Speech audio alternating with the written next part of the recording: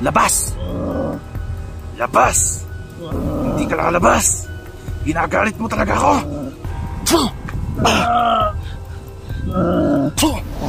Papatayin na kita dyan pagka hindi ka pa lumabas. Pitar ka! Arka! Asiri ka! Amarti ka! Amator! Mga tol, magandang hapon po. Andito pa rin po kami ni Benjo at kasama ko pa rin po siya ngayon at tuloy-tuloy po ang gagawin po natin na pagtulong po dito po sa aswang po na nahuli po natin na nakapasok po sa may ibabaw po ng kisame. At ngayon po ay agresibo pa rin po siya. Nakawala na po sa tali ito nung nakaraang video po natin at tinali lang po namin. At ngayon po ay mapipilitan na po natin itong gamitan ng mga orasyon po. Tumayo ka dyan at tutulungan kita magbago. Gusto mo bang habang buhay ka nalang pinaghaharian ng mga diablo at tinataglay mo yung nananalaytay na batong itim sa iyong katawan at yung lanan na yan para ikaw ay maging malakas at maging masama? Sa pamamagitan ng orasyon na aking sasambitin, ikaw ay aking tutulungan. Baltikarum, barum, boom, hum, timak, ku. Sige, isuka mo. Tutulungan kitang bumalik sa pagiging normal dahil ito ang makakabuti.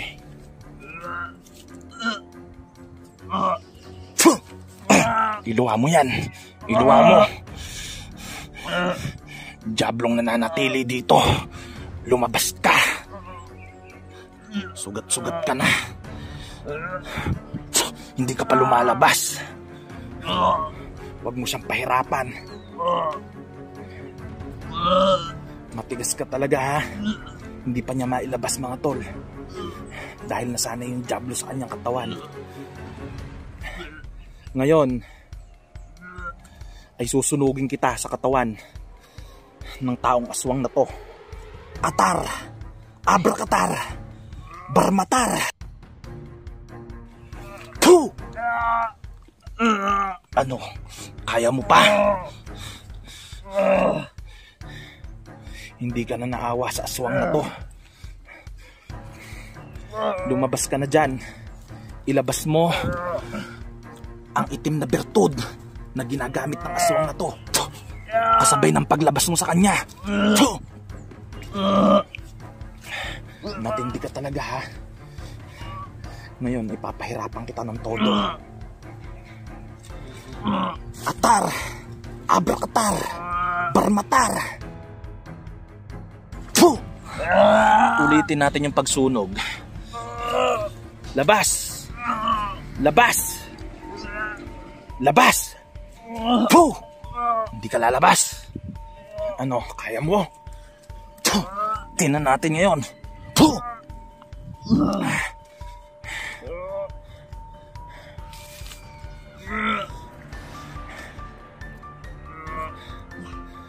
Hindi pa rin siya lumalabas. Kailangan, Benjo, sabayan mo ng asin yung pagbigas ko ng orasyon. Ngayon ay bubulukin kita sa katawan ng taong aswang na to. Bulortum, Batyum, Baktum, Subtitor.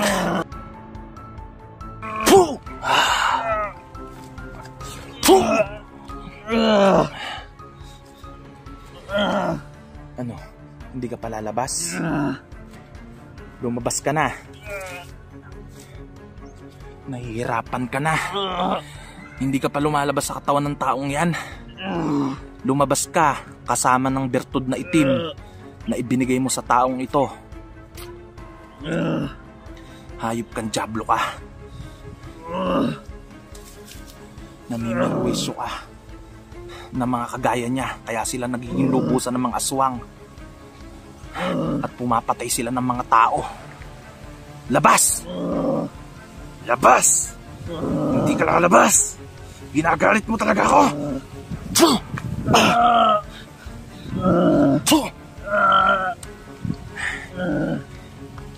Anong masakit? Mas matindi pa yan sa init ng impyerno. Nagbahay nyo.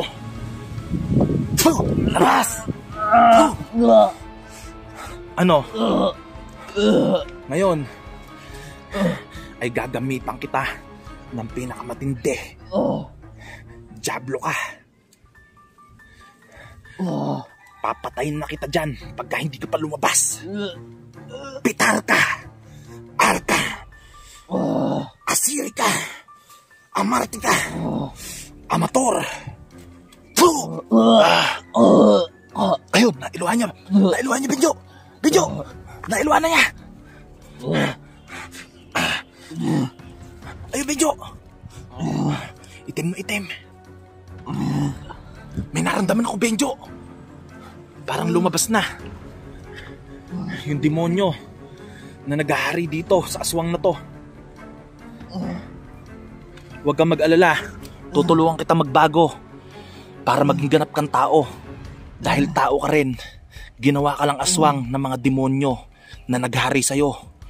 Halos wala ka rin pinagkaiba sa mga mangkukulam na ginagamit nila para maging masama. Okay ka na ba? Bakit mo pinahirapan ng ganito? Pinahirapan kita dahil tinutulungan lang kita. Dahil gusto kitang iligtas sa kampo ng mga Diablo.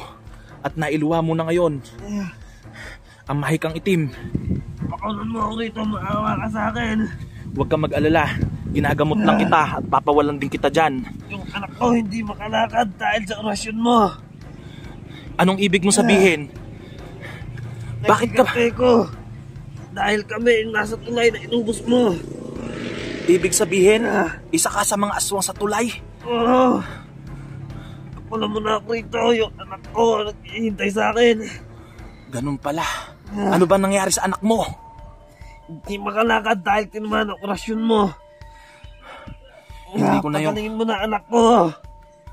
Wala akong intensyon na masama sa inyo. Kaya ako lang kayo pinuntahan sa ilalim ng tulay. Dahil marami ng tao ang napipirwisyo ng mga aswang na kagaya mo. Mas pinili ko lang na gumawa ng kabutihan. Ngayon, kung yung anak mo ay nando sa ilalim ng tulay, handa ako na tulungan siya. May mga kasama ba siya doon? Meron, marami kami. Yung intensyon mo na pagsalakay sa akin o sa amin, yun ba ang dahilan? Gusto ko lang pagalingin mo anak ko dahil sobrang lakas ng orasyon mo. Hanggang ngayon ba hindi siya nakakalakad? Hindi pa. Huwag kang mag-alala, tutulungan ko siya. Pero hindi ganun kadaling paraan. Dahil ang nagbigay sa akin ng misyon ay yung kaibigan ko Ermitanyo. Kakausapin ko yung kaibigan ko Ermitanyo kung paano siya mapapagaling. Dahil yung kaibigan ko Ermitanyo ang may kakayahan magpagaling sa kanya. Kaya huwag kang mag-alala, tutulungan ko ang anak mo para makaligtas. Pakawalan mo na ako, iuwi na ako sa amin. Saan ba yung bahay mo? Tutulungan kitang makauwi.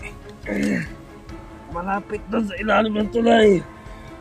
Paano kung maililigtas yung anak mo kung kagaya mo rin siya na may impluensya rin ng mga Diablo at binabantayan siya ng mga kasama mong aswang? Delikado na para sa'yo na umuwi pa doon. Mas mabuti siguro ay magpermi ka muna dito habang hindi ka palubusan na gumagaling. Makinig mo na ako dito, hirap na ako. Sige, Benjo, pwede na natin tong kalagan kasi wala na sa kanya impluensya ng Diablo.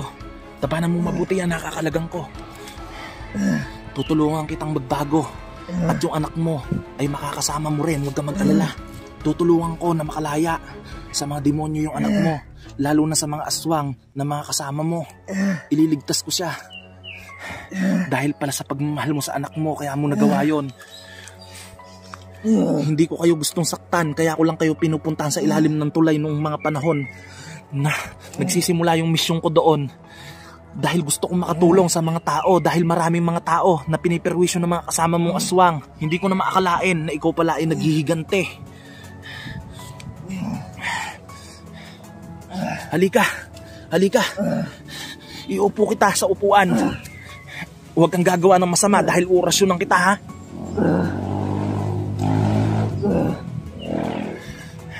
Nalilinawan na ako, mga tol. Huwag kang mag-alala dahil gagamitan kita ng kakayahan ko upang lubusan ka na magbalik sa normal.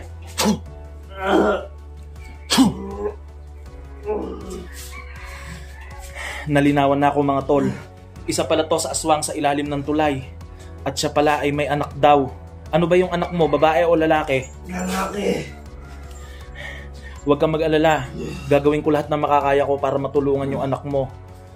Pasyensya ka na kung tinamaan siya ng orasyon at hanggang ngayon ay hindi pa siya nanunumbalik. Kaya siya hindi nanunumbalik ay may taglay pa siya na itim na mahika. Kailangan po pala mga tol ay makausap ko po yung kaibigan po natin ermitanyo na nagbigay po sa atin ng misyon na puksain po yung mga aswang po sa ilalim ng tulay. Dahil makakatulong po siya para mapagaling po yung anak po ng taong ito. Yun po pala ang dahilan kung bakit po siya sumasalakay dito sa amin sa bahay.